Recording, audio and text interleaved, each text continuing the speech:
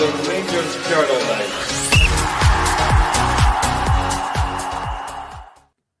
Hello everyone, welcome to the Rangers Journal. It's a Monday night pod. Well, what a disappointing weekend. Another weekend where the air has been sucked out of the fan base to a large degree. Obviously, we do have Europe to look forward to, and we'll talk about that towards the end of the pod. But really, I'm sitting here, and I think one of the guys said it in the pod last night, I'm not even angry, I'm just completely done with it. Well, not done with it as regards done with the season or done with the team, just feel like it's crashed. You know, all the hopes we had from the new owners coming in, and okay, we didn't particularly fancy the manager, but 2 draws, it's not a great start to the season. But look, we're here to talk about that and amongst a lot of other things as well. I'll come to you first, Ryan, mate. I can now say that I have met everyone in person on this show. It was good to meet you again at the weekend, mate. How are you this evening? I'm okay. I'm still licking the wounds from the weekend, to be honest with you. Starting Not to from the feel game. Aye, the game, obviously, the psychological damage that the game obviously do to you, but yeah, I rather enjoyed the hospitality, let's put it that way. Me too, mate, me too. Ricky as well, great to meet you. Didn't spend as much time with you as I did with Ryan, but nice to meet you in person. Yeah, likewise, Billy. Obviously, we're all going our different ways for our various hospitality sort of venues, which was an absolutely fantastic day. I really enjoyed it. There was a crowd that was up from Harrogate, and we all had a really good day, but obviously the game was a big disappointment. Just no cohesion in that play whatsoever. And it's one thing, I think we need to sort of just bear in mind. These are really important European games we're playing, and we'd never ever seem to turn up at a weekend after a European game, whether it's a Thursday night, Sunday. It's always dreadful on the following domestic game. And I'm not trying to make any excuses here, but it's not just us. It affects quite a lot of teams when they come off important European games. And that's where the mentality thing comes in, I think. We just cannot get ourselves up to it. And that was very, very evident at the weekend. It was very, very poor, considering how well we played during the week at the home leg against Pilsen. It's hard to try and understand just how we can go from one extreme to another in 4 days. It's difficult to understand. Yeah, last but not least, Andrew, you didn't get to have the hospitality. Ryan and I were in the museum hospitality, and Ricky was in the Gordon Ramsay sit-down, nice posh dinner, bottles of wine. We just had to put up with bottles of beer and whiskies. But how are you this evening, mate? Yeah, I'm not too bad. At least another week has started. Obviously disappointed from the weekend to be 4 points behind this early on, 2 games in. Frankly, is laughable. But yeah, if you're gonna not play too well, it's probably best to do it now and then motor on. But yeah, could be better, could be worse. I guess it technically could be worse. It doesn't feel like that at the moment.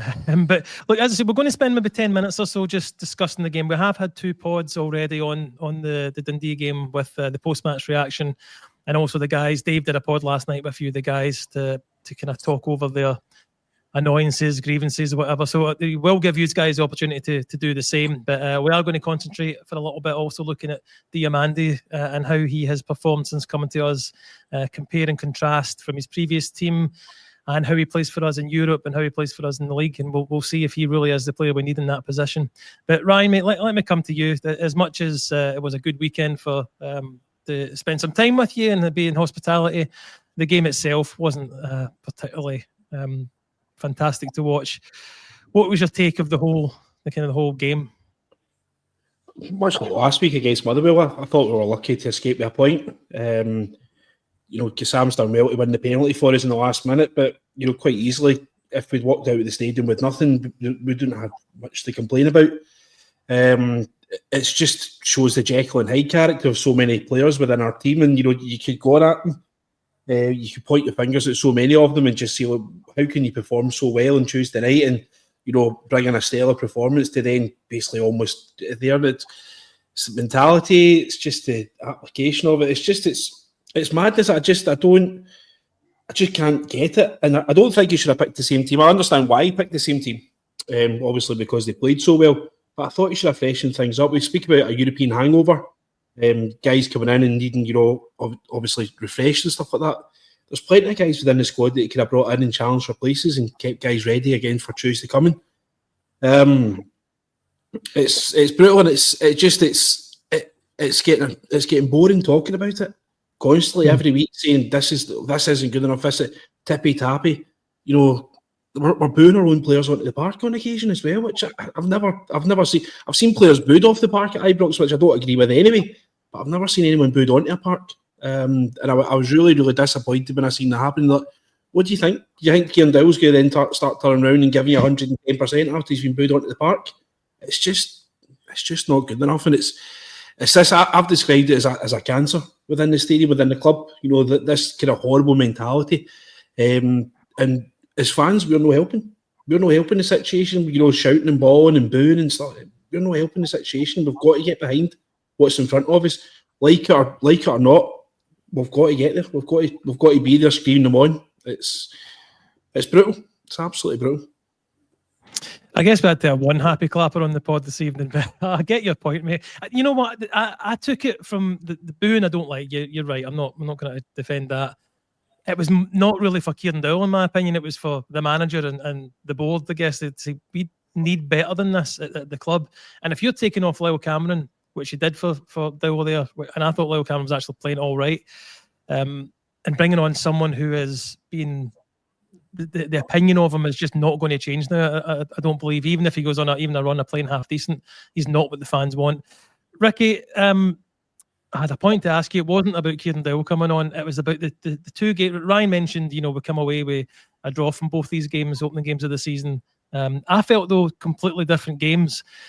Dundee, obviously, for most of the game, had all the players within 30 yards of the goal line. They don't play the what you can call a low block. That's not really what a low block's meant to be. A low block's meant to be, okay, yeah, you play deep, but then you break when you get a chance, when a mistake is made. They weren't really even doing that, whereas Motherwell last week were on their faces, and I felt Motherwell did deserve to win. I don't feel Dundee deserved to necessarily win yesterday, but again, the end result is still we come away with 2 draws. Yeah, I mean, I just couldn't understand where the midfield were yesterday. I don't think MD had any pass marks, but there was nothing in the midfield at all. There was no outlet. You had your two sort of guys in front of the so-called pivot, Rothwell, who, for me, Raskin's a far better player than Rothwell in what I've seen, and that is Raskin's position. He's now trying to, again, it's the round peg square, you know, try to put players into positions which they're not comfortable with. The Diomande and the Lyle Cameron were just so too close to the wingers. They were stifling each other's areas, and there was nothing through the middle. And I just don't understand where we were screaming for a number 10 in that game, and so, you know, just to try and get somebody beyond Dessers. I mean, I'm not a big fan of Dessers. I just don't think he's good enough. But the boy's not getting any service. It's hard to condemn somebody who's not getting any service.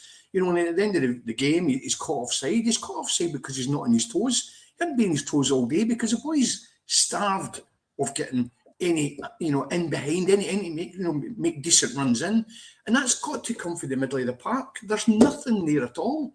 And I just don't see what Rothwell's bringing to the party at the moment.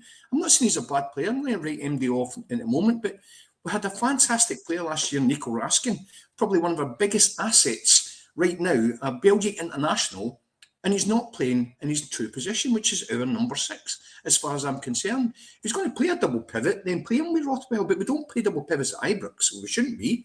So for me, it should be Raskin instead of, Rothwell, and try and get, we're going to talk about Diomande, he's just non-existent at the moment. He's just not offering in as far as a threat. Everything from the back, when it breaks down, your full back, it's recycle. It's bloody boring stuff, recycle. Nobody turns on the ball anymore. It's absolutely dire, and there's lots of room in the middle of the park for somebody to turn. When I played football, people used to talk to you, turn.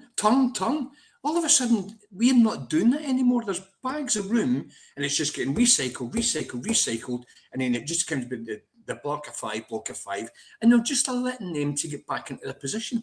And it's hard for us to break that down because nothing is with tempo. It's all turgid, slow, tippy-tappy football, recycle, and it ain't going to work. Now, there's a lot of good players still got to come back into that team. Iggyman, we don't know what's happening to him, but he's still got to come back in. Young Mickey Moore is apparently a very, very good talent. Asgard, he could be that number 10 that we're screaming for. We don't know because we've not seen him yet. And then obviously there's a few boys still got to come in the door. We need a left back. We're desperate for a left back. And just to give that balance, I know we're going to talk about the game the other night a bit for tomorrow night. We do need to have that balance. I don't want to see Aaron's at left back because we don't have the balance, but we'll come on to that, Billy. But it's just that system he's playing at the moment it's just no cohesion. And as I said earlier on, to go from Tuesday night, it was such a fantastic, fabulous performance for the full 90 minutes almost, to that on Saturday was very, very poor. Andrew, we were kind of told that Russell Martin's coming in because he knows how to play against this low block. Do you think he's misunderstood what a Scottish low block is, though? I don't know. He was asked a few questions in pre-season by the press about his kind of build-up play and how is he going to alter it in Scotland due to the severe low block. And, he did talk about adaptability and, it wouldn't be the same. It's looking a hell of a lot the same at the minute, frustratingly so. 49 minutes it took for us to get a shot on target against Dundee at home. And no disrespect, we've had, not to be disrespectful to Dundee, but they are an absolutely atrocious side. The league, not the Betfred Cup, the Premier Sports Cup group stages, they were conceding goals all over the place. They were drawing and losing to, low league opposition. They were in a bit of a mess. And Stephen Presley, no disrespect, isn't the type of guy that's going to get you G'd up to go out to Ibrox to, win. And don't get me wrong, fair play to them. They did. They knew how to take the game to us. Things that stuck out for me in the match, for once we've now got two wingers, one on the left, one on the right, who can really play football. And we're not using them wings properly. We're not stretching teams. We're not dragging players out there and creating space in the middle. The crosses we're getting into the box, there's only Dessers in the box. And when he's up against a defender, there's only one winner, generally speaking, got to be completely honest. Our average passing for the season across the 5 games is 88.9%, which is far too high. And when I mean far too high, I mean it shows that we are playing the easy ball far too often. You look at where the passes are all coming from. It's coming from the back line. That horseshoe, pass. Then it gets played forward. There's an opportunity to go forward, and then we stop. We look around. We don't necessarily fully play it back, but we then kill any sort of chance of a move that is there. Now, don't get me wrong. It is early days. It's early days for this regime. There are players to come in, like Ricky says, but on the base of it, your second string should be able to come out and play against Dundee, and that's not to be disrespectful to Dundee. It's the Scottish League. You could not have asked for a better kind of fixture list before going into that Old Firm. No disrespect. Obviously, St Mirren's obviously going to be a tricky game. Motherwell at Fir Park can be tricky, but you should be looking at 6 points out of 6 here. Yes, you can look at fatigue from playing these European matches, and we kind of forget that sometimes, and I get that. I always used to find that back when we used to play in Europe in the early 2000s, we'd always be then away to Inverness on the Sunday, and we'd always be dropping points after a European tie, even under Walter. But it's unforgivable for the squad depth that we've got. It shouldn't be happening, and things have to change now and very quickly, because Russell Martin's now going to find out what it is like in Scotland as a manager in that goldfish bowl when you have 2 draws in a row and equal a record from 1989. I think it was always my namesake, John Rankin, that used to score against us for Inverness. It was, yeah. It was. Craig Brewster at times. Ryan, I'll come back to you. I do want to move on from the game. We can come back to it, but kind of the last thing I noticed was, Dessers, no real excuse for being offside. He could see exactly, along that line. But it was the pass into him was what we really needed in that game. And that was really the first time that happened in the game. Just a quick ball into his feet he can turn. Instead of high crosses in, and then they mop it up. Why do you think we weren't doing more of that? Just the way the manager set us up to play I don't see what he's trying to do. It's the whole that you've got 2 really good wingers there between Kassam and Ant-Man who will cause damage, who will come inside, go outside. Very, very, very difficult to play against. and then you've got a striker in there who, on his day, has a finish on, but he obviously does miss a lot as well. So it's what Ricky was saying with getting the better of defenders. I think he does struggle with that, but we have seen him have some great finishes before as well, usually when he doesn't have time to think about it. The pass, there seems to be this broadcasted pass that they seem to do, where it seems to just go right through the middle of the park, and every team's reading it now. And I actually get read on Saturday there, to the extent where John Souters passed it right into there, which led to Big Jigger getting sent off. It's so obvious what he's trying to do, and I've been saying for weeks that eventually will be punished. These silly mistakes. At one point, John Souters going to bring the ball out of defence. He's going to lose it, and we're going to get punished. You know, had Jigger not brought the boy down, he was probably going to score and go 2-0. And if it goes 2-0, we're not going to come back from that at all. So, Big Jigger's taking one for the team there. So it's a nightmare. It's just that this whole thing at this moment in time is just car crash TV. We need to get more recruitment in.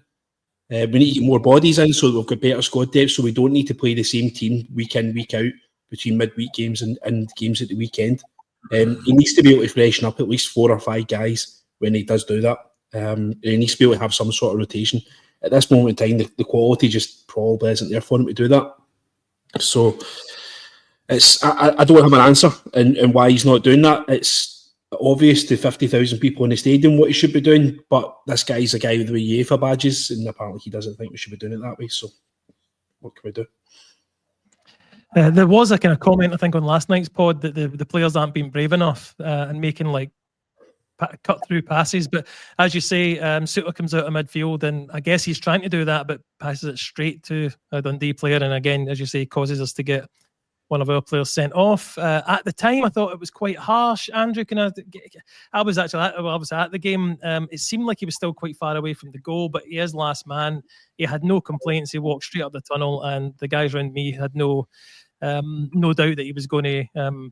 It wasn't going to be like overturned by VAR or anything. What did you make of the red card? Yeah, in real time, I was watching on my phone, my Premier Sports app, because I was having a break at work. And when he went through, and this is the one thing we spotted in pre-season, wasn't it? Where, if you give the ball away, you can be in some trouble with that kind of the way that we press. But you could see from Giga's reaction that he has clipped him, and he has clipped him. It just takes the finest of touches, whether you mean it or not, you are going to bring somebody down. And that obviously I'll link to the penalty at the end when we do talk about it, because when you are motoring on, the slightest of touches will bring you down. And it is true. It was a sending off. It's the last man. It was frustrating at that point of the game, going a goal down and having a man sent off. It was becoming a nightmare.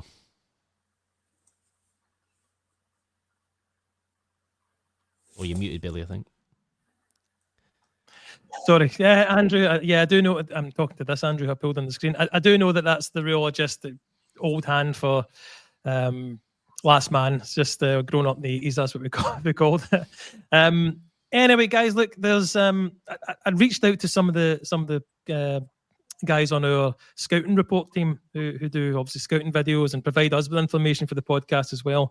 And this was particularly about Diomande. So if you don't mind me reading, I'm going to read this off my phone. About a few things that's been brought up for them. They're saying not just Diomande, but the whole midfield are struggling to play this playing style currently.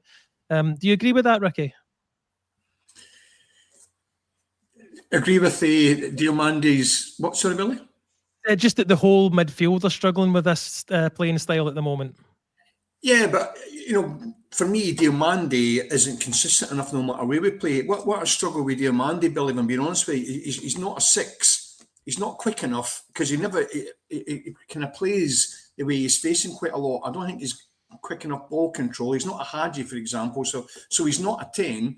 So the only kind of natural position for me would be the number 8. But he's getting pushed left and right of that. So he's a bit like Kieran Dowell. He's getting played out of position. But I just don't think he's consistent enough, and it's all far too easy. Somebody had mentioned they're not taking chances. I don't think he takes. He's forward of the pivot. He's forward of the defenders. Him and Leo Cameron could be taking a lot more on. If it doesn't come off, it doesn't come off. He should have the luxury of having the people behind him to hopefully win that ball back. But we haven't got the bravery in that position.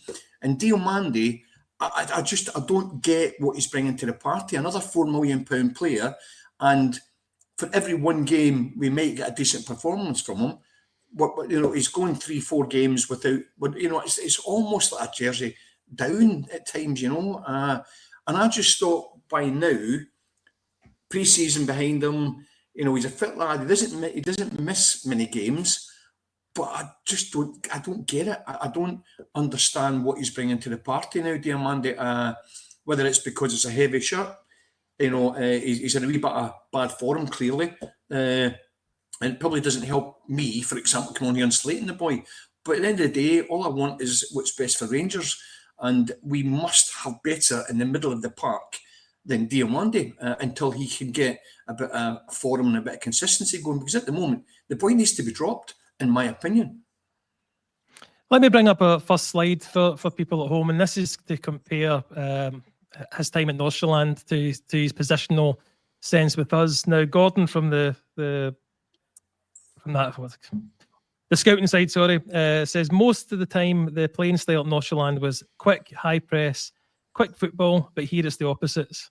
So, Ryan, if I can get your opinion on the heat map here. He's obviously not playing the same type of role for us as he did for them.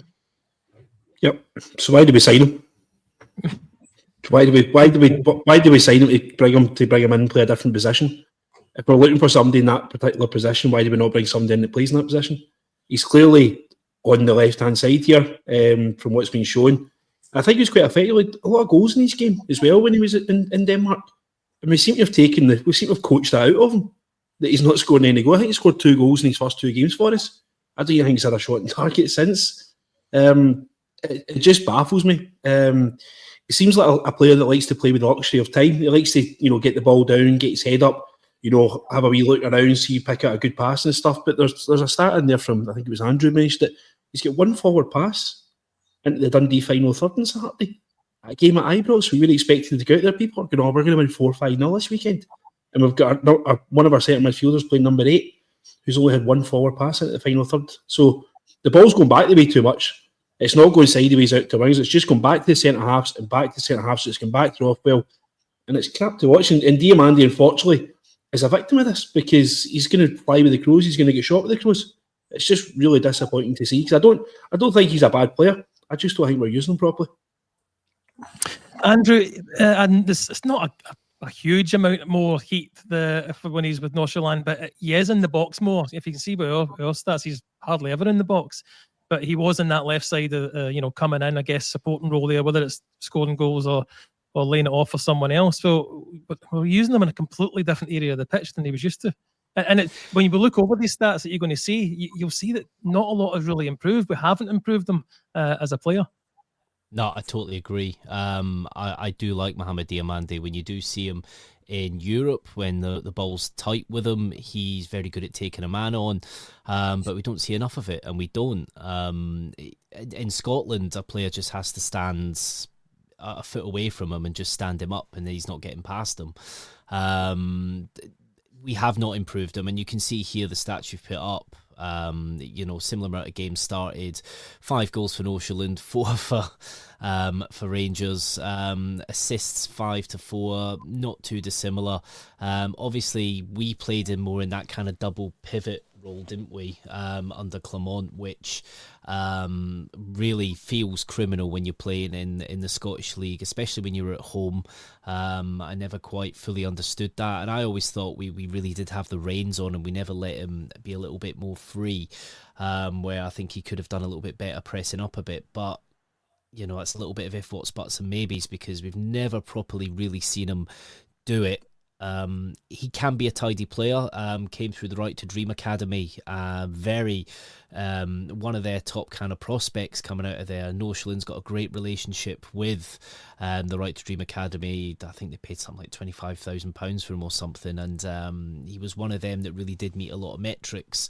There's still work to be done. Can Russell Martin be that guy to get something out of him? I don't know. I think there's bigger problems for Russell Martin at the minute, but yeah, we definitely haven't improved him, that's for sure.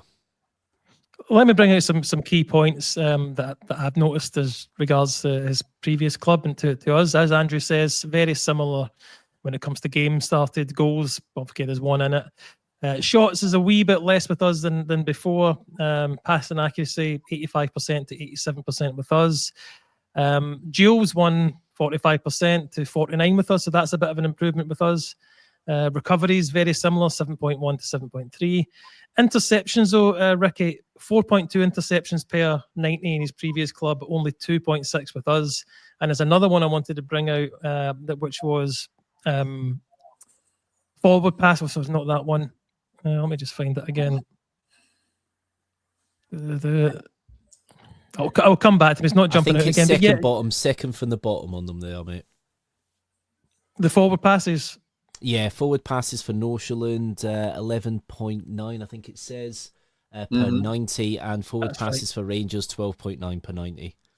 So what I was going to ask you, Ricky, is these stats, I mean, I'm not naturally great with looking at stats and thinking that's how it translates to the park, but actually in this case, this is what I do see when I'm watching him play, which isn't maybe what I was hoping for when he signed. Yeah, as I think Ryan's already mentioned it, maybe even yourself, Billy, but you know, he's not improved since his days over in Denmark with Northumberland. You know, those stats tell me, and bearing in mind, if you look at the previous heat map, most of his play was on the left-hand side of their midfield, clearly. We got him playing more further forward than that, but on the right-hand side. And I think he is probably more of an actual left-sided, left-footed player. So his stats with Northumberland probably were better. Hence why somebody decided that this guy was worth £4 million. But he's come into us now. Whether we are playing him out of position, which Ryan has definitely mentioned, are we not utilising this boy properly? I don't, possibly not. But you know, he is more forward to the goal, but he doesn't do any running in behind. There's nothing going in behind. I remember the goal he scored, you know, just outside the box. It was a pass into the corner. The keeper didn't get to it. And there was a couple of shots that followed that a couple of games later. And that has just all disappeared from his game now. You can't just say it's Russell Martin, because he played under Beale for a period of time. So are we utilising the guy properly? I don't know, but I don't see him linking enough of the play for somebody who potentially was brought in to be that. I'm not saying he's a 10 because he ain't a 10, clearly not. But for me, he's an 8, so he's that box to box midfielder, and I don't see that. I don't. If you keep on going on like this, Barron is probably going to be a better option. Potentially, I don't know. I mean, he's not the kind of football sort of a skillful player. But what are we getting for Diomande that we think we should be? And this is what I'm a bit confused with. I just don't know what he's offering. And those stats would suggest, as I've already said, he's not improving with us from when the boy came in. And what age is he, by the way? Was he 24, 25? Off the top of my head, I don't remember actually. Sorry. So he's 23, born in 2001. Right. So the boy's still got a bit of time to learn, to be fair, isn't he? And let's face it, we all know how heavy a Rangers jersey is, and it can't be easy because our fans can turn on you quite quickly, and he's in that situation. For me, there's a lot of fans, myself included, and that's why I say I think he needs to be taken out the limelight and given a little break.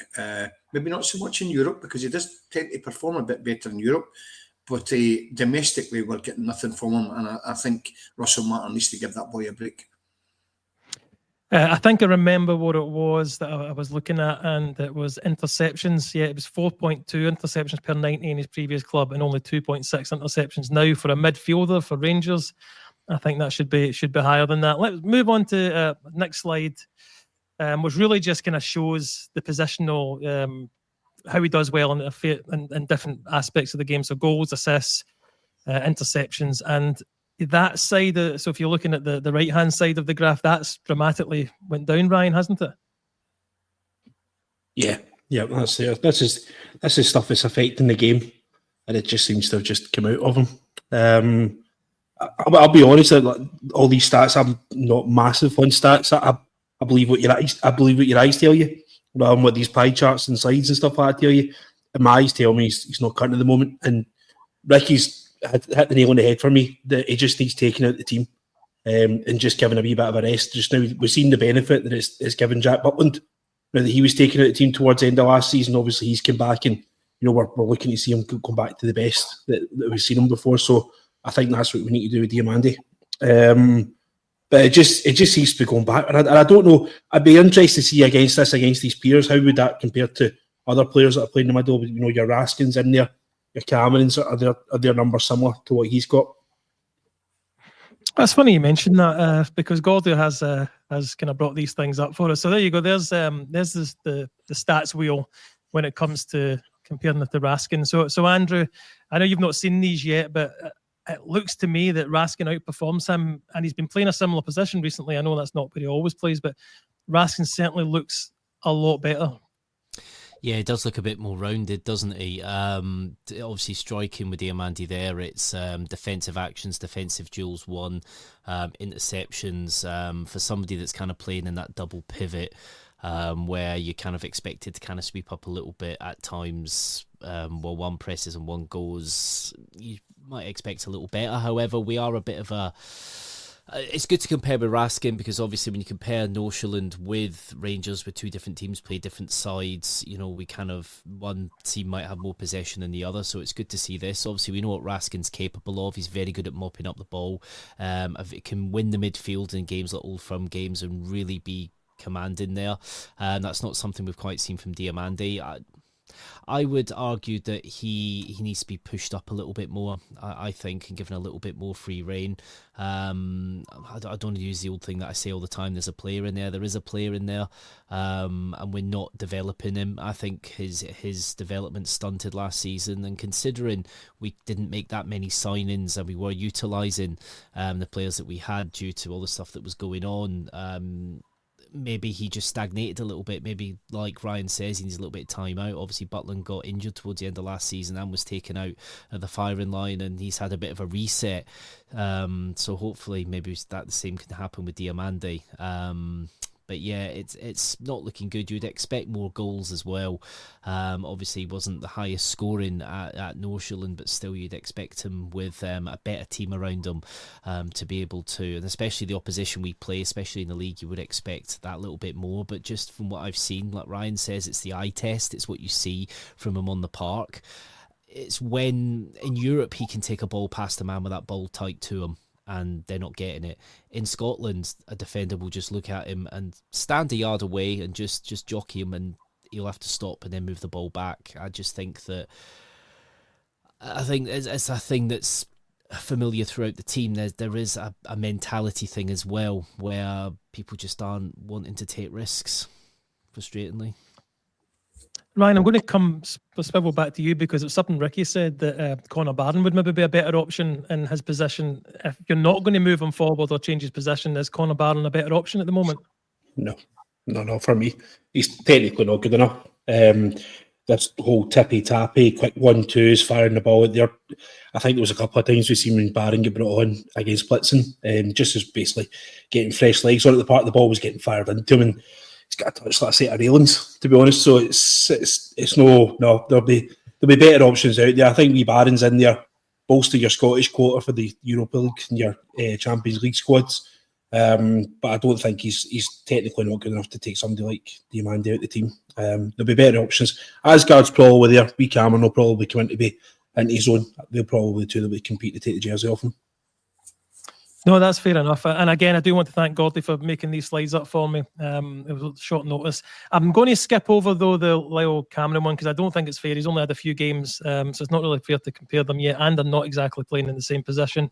But I did think it'd be interesting to see him compared to Hadji, Ricky, because I'm not saying we chased Hadji out of the team, but there's not many fans that wanted him to stay around. But there's some stats say like through passes that just make Hadji a better option.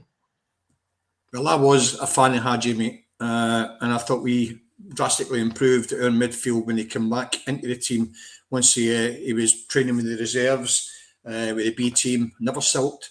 He came back in, and we had a really good sort of a period of time, and the team benefited from him.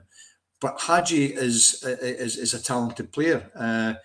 Again, for whatever reason, he was played out of position and hung out to dry when he's played it in the right wing, as in Dowell is at the moment as well. We've now got two decent wingers. Cortez, is he ever going to come good? Who knows? Mikey Moore. So we've got competition for the wingers there now. And somebody like Hadji in our team right now, providing that number 10 position for the Lyle Cameron, who is, for me, another kind of Scotty Arfield. He will go beyond. If he's allowed to go beyond, he will make those runs. People like Hadji are the kind of people who find these runs. I just don't see that with Diomande. But you're absolutely, I mean, I agree with Ryan. I mentioned Barron. I mean, I don't think he's the answer. And the two players that will come in will be hopefully Asgard. And the good thing is we have got options. And Diomande may well just need that little bit of a break and then come back and a really fresh player, want to prove everybody wrong, and then become that asset who clearly some people believe he is. Just at this moment in time, the boy just needs a wee break, But yeah, I believe Hadji, if he wasn't on the kind of money that he was on, then we would have gave him a new contract. But for whatever reason, didn't want to give him the £24,000 a week that it's reported that he was demanding. But we're giving that to like Matondo, Ben Davis, who are not even anywhere near our squad.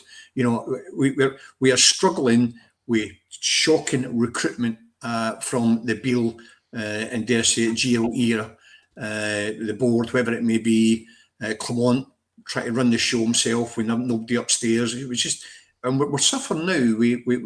We finances because of players that we've got we cannot get rid of, and it's biting us hard. Andrew, there's a couple of stats that, and I don't know why Goldie's picked Hadji to compare him to, but I was quite pleased that he did because it does show up a few things. His assists are very similar, but his second assist, now a lot of people maybe say what second assist mean. Quite often that can be the actual pass that breaks the low block, the pass out. Yeah. The pass out to the winger who then rolls it off to Dessers, whatever, to roll in and empty net, something like that. That's better with a player like Hadji. Again, I'm not saying he should have stayed around. Ricky makes a good point. The money he was on.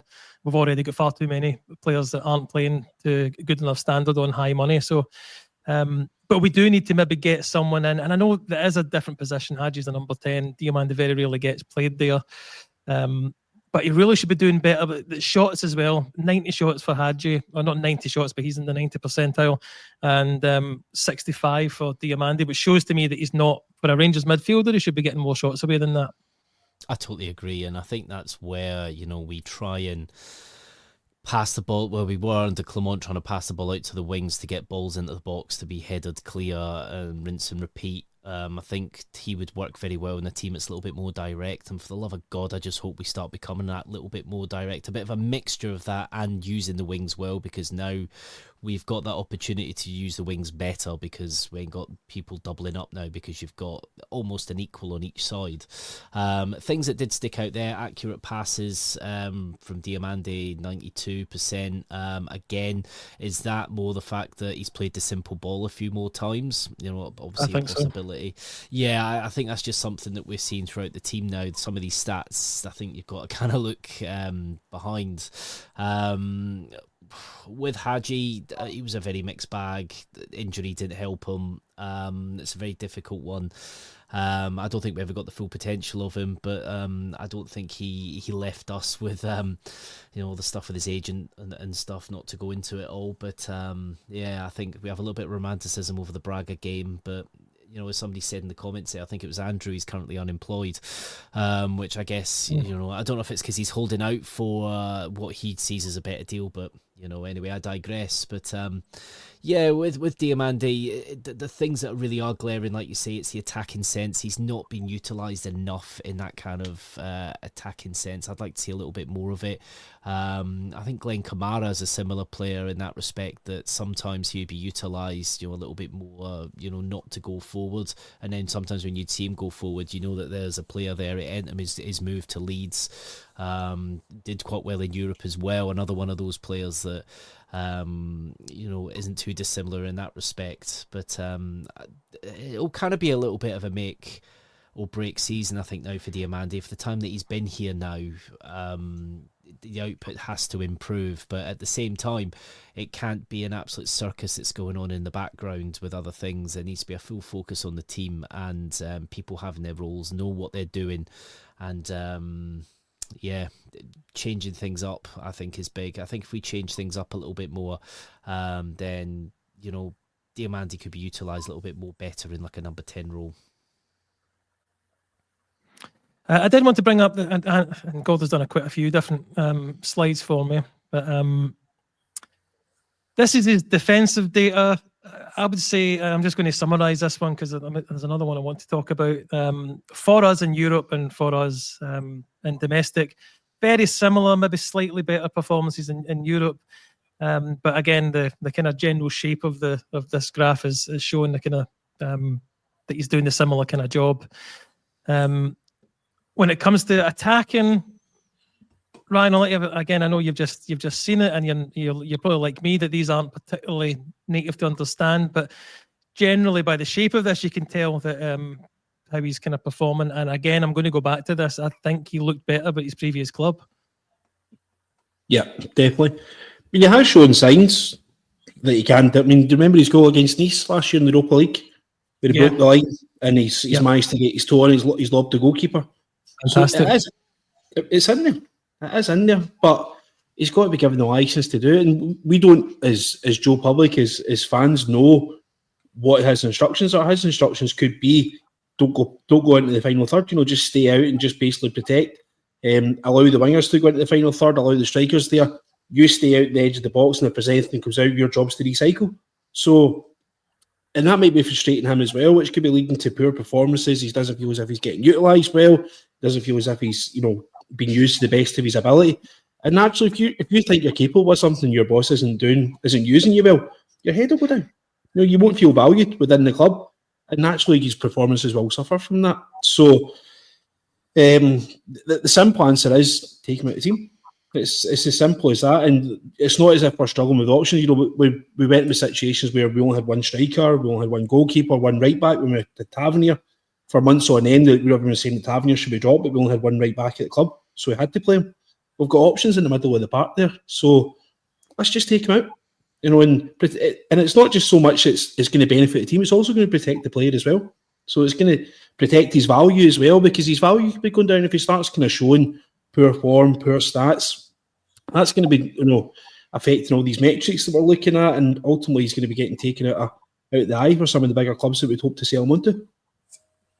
100% agree. That's what I was going to bring out as well. That even if he isn't suitable for us, Ricky, I don't think by those stats. These are the kind of stats these teams look at. Obviously, look at it much more detailed than that, but they're probably not. There's no big team going to come in or a bigger team going to come in and offer us more than what we paid for him. Well, there was talk about David Moyes was looking at him at Everton. I mean, I don't know how true that was, but I don't see that Diomande getting, at this current moment in time, moving for any great amount of money between now and the end of the window, at the end of the month, mate. He's ours. It's as simple as that. I don't think the 49ers would accept a low ball offer, because there's definitely the ages on his side, and if we can get him playing to which the potential that the boy's got. It just hasn't got it at the moment. Confidence, the way they've maybe utilised him, as has been mentioned, our style of play may not be suiting him. And as Ryan's already said, it's what he's getting told to do in the football pitch that we haven't got a clue. But, all these things aside, the club will make a decision if an offer comes in. If an offer did come in, he's the type of player that I think I would say yes. If we can make some sort of profit on him, I would say let him go, because I don't think he's suited for domestic football in Scotland.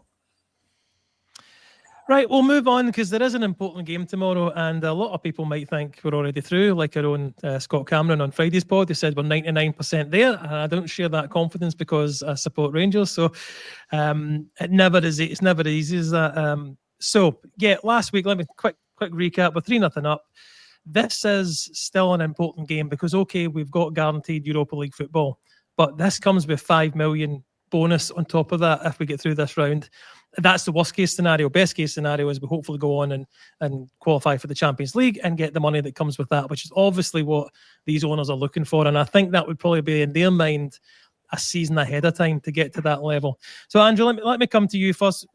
Let me ask you this, did you happen to see their game from the weekend? They also drew 1 each.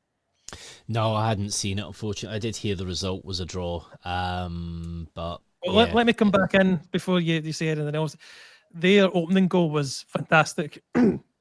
Very similar to what Dessers did it the other day. The ball zipped through to his feet. He's a really strong, big centre half, turns and smashes it. Brilliant goal. And the only reason they draw is because an accidental handball in the 93rd minute and the penalty equalises. So I'll come back to you, Andrew, on them as a team.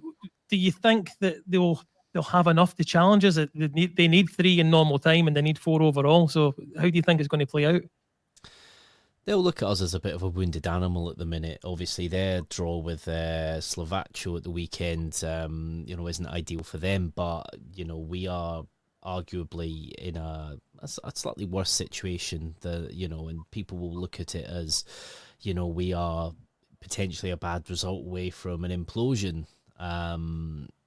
Their coach has been very critical. He actually was very. I did enjoy his comments after the Rangers game. I think he did put a lot of praise on us and said basically we were unstoppable the way we were playing. They will have to come out from the start and they will have to go at us. There's no doubt about it.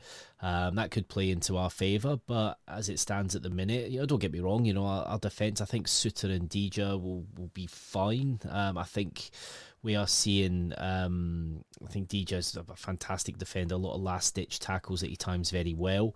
But, obviously with that red card from the weekend being his head, realistically, it's highly unlikely that they will come back and win the way they did. But, we can't forget, yes, they've got that atrocious Champions League record, which is only pipped by us, just by a goal. But They did go far in the Europa Conference, last season. I think they drew with Fiorentina as well. So they're not a terrible side on their day. We are kind of yet to see what they have to offer. Now it'll be different. It's like going to places like the Czech Republic. There can be some cauldrons. Atmosphere might be a little bit different. Obviously their fans will try and back the team, but I think there will be that sense of the tie's probably done as well. I think especially if we can score early on. If we score early on, the game will be completely done and there'll be no way back at all. We've just got to keep the head. Obviously, the dressing room's a big, not necessarily a big question mark at the minute, but, Martin's comments, about the players a week ago, obviously changing the team. This team did well, and then all of a sudden at the weekend, it wasn't so good again. I think we have to be careful that Martin doesn't lose that dressing room. I wouldn't say we're anywhere near that stage at the minute, but things seem to be happening very quickly at Rangers, and you're only as good as your last game. So I'm just hoping they try and banish the demons, put a good European performance in, and just get a nice win just to help the coefficient points. Ryan, Andrew made a point there that I was going to actually come to you, but I still will. There's no point in me saying if you were Russell Martin, what would you do? Because I don't think anybody else can guess. But if you had your preference of what to happen tomorrow, an early goal from us obviously kills the tie. But do you go out to defend the 3-0 lead, or do you go out to kill it off? Yeah. So my hope is there's a wee change of shape tomorrow. I would like to see him possibly go with a back 3 and play there. Just we don't. The thing is, we don't need to win this game, and we also don't need to necessarily draw the game. We just need to make sure that we don't lose badly. Is what we just need to protect ourselves from. So I would be quite happy to see a back 3 of Tav, Jigger, and Suter coming in with Aarons and Jeffy making up almost like a wing backs and a sort of back 5. A good solid 3 across the middle of the park, and Raskin, Rothwell, maybe Diomande, maybe Cameron, depending on fitness, and then Gassam and Dessers, and Dessers basically up there as the target man with Gassam playing off him quickly, maybe even Ant-Man. But I would like them to play a bit, box a bit clever. We don't need to go out there in our normal permission, tippy-tappy nonsense. We need to go out there and do our job tomorrow night. We don't need to go out there and try and impress anybody. We don't need to go out there. We don't owe anybody anything tomorrow night. We've just got to go out there and get 90 minutes of football done and make sure we don't lose 3 goals. And if, as professional footballers, as Rangers players, if they can't do that, then they have a right good look at themselves. But I'd like to see the manager give the players a wee hand tomorrow night and just try and play a little bit more tactically. I'm not think he's going to change his philosophy. I think that's all going to... That's the way he wants to do things, but I think he needs to be a bit more clever about the way he does things. I think he needs to protect the lead. Ricky, if you're the Victoria manager, are you going out all guns blazing to get a goal back quickly as possible, or are you maybe taking it a bit more patiently? Because if they do open themselves up, we do have Gassam, we do have Ant-Man if they're playing to kind of get behind them and probably get a goal if they do play gung-ho too much. Yeah, I think that's one of the reasons why I think we're in such a strong position, Billy. I mean, 3-0 from Ibrox is a fantastic result on any level, because what does the manager do? They cannot afford to lose a goal, as Andrew's alluded to, but at the same time, he's got to score at least 3 to take it to extra time. And nothing, it's a tough ask for them. So it's difficult for them. And just building on what Ryan was saying, I get what you're saying with 5 at the back, but I would personally go with 4-2-3-1. Very similar, but I would have Jeff to give the balance at left back, and I'd probably play Tav instead of Aarons, but that's just me. Only because Tav does offer you something going forward. He's a bit more direct. Aarons at the moment is just in that recycle mode, which is a little bit boring at the moment. But I'd have the double pivot with Raskin and Rothwell tomorrow, utilising both your wingers with a bit of pace over the top, and then probably Lyle Cameron in there supporting Dessers, making those forward runs. I think that's a solid formation. We're not going to lose a lot of goals here, and it gives us a chance to hit them on the break. So I'd like to see a 4-2, but please play people in the positions. Do not put Aarons at left back, because we're leaving ourselves vulnerable.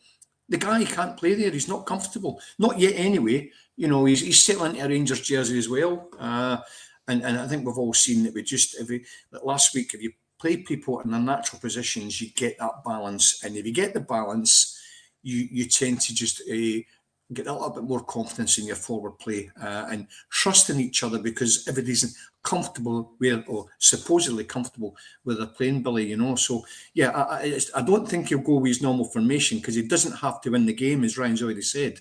But hit them in the break, 1 goal, as Andrew said, game's over. Andrew, I'll let you come in with a little bit of your formation ideas, but Ryan and Ricky obviously suggesting 2 different approaches. What would you be hoping for? I'd be happy with a back 3 as well, as Ryan said. I really would. I know the kind of back 4 is a bit more tried and trusted, but it's a different type of game. Let's try something attacking. Let's try something different. I know some people might say it's probably not the ideal game to do it, but we're 3-0 up. If things aren't working, then just revert back to some sort of possession ball to make sure that you don't concede. But realistically, we should be going out there to look to finish the tie. I do think a back 3. I like to see 2 up top as well. The midfield, we've got a lot of quality in that midfield that we can choose from. So, I would definitely say Raskin. Like Ryan said earlier and Ricky said as well, obviously Diomande does need a rest. Raskin, Rothwell, that would look, I think, quite good in midfield, and have 2 up top. I would go back 3. Definitely go back 3. Right, Ricky? No, Ricky, I was coming to you anyways. Yep. The only problem with the back 5 is you're not going to use wingers. And I think you need to use the wingers for pace to get in behind them. If you have your back 5, it means you're going to be Jeffrey, it's either going to be Tav or Aarons, and all of a sudden you're dropping Gassama and you're dropping Ant-Man. You get no pace. If you get Jeffrey, he'll give you pace, but we need him defending. If he's caught up that pitch, then I think it's a bit of a gamble playing 5 at the back when you get no pace. We just need a goal. We need pace to kill them. Hence why I prefer the 2 wingers in there. Do you mean that kind of like it's a 3 in possession and a 5 out of possession? Is that what you're kind of meaning? Well, if you play me 3 at the back, I get that. You've got your 2 full-backs in who are going to be your wingers. You can't play Ant-Man and Gassama if you're going to be playing Tav and as your wing-backs. So all of a sudden you're taking your pace out your team. You've got 2 guys who are going to leave your back 3 vulnerable, because you've not got Gassama or Ant-Man in that pitch playing with 5 at the back. Fair dues, Ricky. Well, like Andrew, we're going to have to wrap things up because we're 55 minutes into this and Scott will give us into trouble. Ricky, once again, fantastic to meet you. Hopefully you're up again a few more times this season and I'll bump into you again. So any final thoughts on the game tomorrow? I think again, typical European performance. I think we'll be quite comfortable. I think we'll probably possibly even win the game because if we can use that pace, I think we'll catch them out. You know, they'll probably put a bit of pressure on us, but I think we can handle that and we'll hit them on the break. And I've got reason to believe that we cannot actually go there and actually win the game. I'm quite confident we'll win the game. Well, thanks for coming on, mate. Andrew, you can say what you were going to say, but I did want to start wrapping things up. Your thoughts on tomorrow, though? I like Ricky. I think it will be a win. It will be one of these performances that kind of makes us fall in love with Rangers again. And it's like a bad relationship, isn't it? A few days ago it was terrible. Now it's brilliant. You can just see it coming. Obviously, I don't know if Martin's got changes in mind for Alloa. He probably does. So, you might not need to look at, taking players out early. He might go with quite a strong side tomorrow night, even if we are 3-0 up. But I think it could be a comfortable win if we score early on. Again, mate, thank you very much for joining me this evening. Ryan, last but not least, your thoughts on tomorrow, and again, thank you for coming on. No bother. Just go and get the job done. Just whatever it takes, whatever you need to do, just go and do it. Just go and get the job done. I would err on the side of caution about thoughts on Alloa and changes for Alloa and stuff. I'd remind everyone what happened in February with a certain other team from Glasgow who came and got a wee 1-0 victory against us. So Alloa have actually started quite well this season. They won their first league game of the season. They did finish top of the Premier League Sports Cup as well, which did include a group including Dundee, who we couldn't beat at the weekend. Yeah, so 100% records. Yep. I would be erring on the side of caution before we actually think about making multiple changes against Alloa. We've still got a game to win. No, you're quite right, mate. You're quite right. Well, look, thank you all for coming on. Thank you for all the comments at the side. Hopefully we've brought up the kind of pertinent ones. Thank you for watching at home. And if you haven't commented, can I just remind everyone that we release these podcasts as audio podcasts on all the platforms like Spotify, Amazon, Apple, all of them as far as I can see that I've checked. So please, if you want to recommend this to someone who even doesn't get the chance to sit down and watch the pods, please recommend it to any of your friends that like to listen to podcasts. I know a lot of mine do. And also just to mention our sponsor, Off to the Match I Go. Now, Dave mentioned last night that they actually do requests from things if you contact them as well. I didn't know that.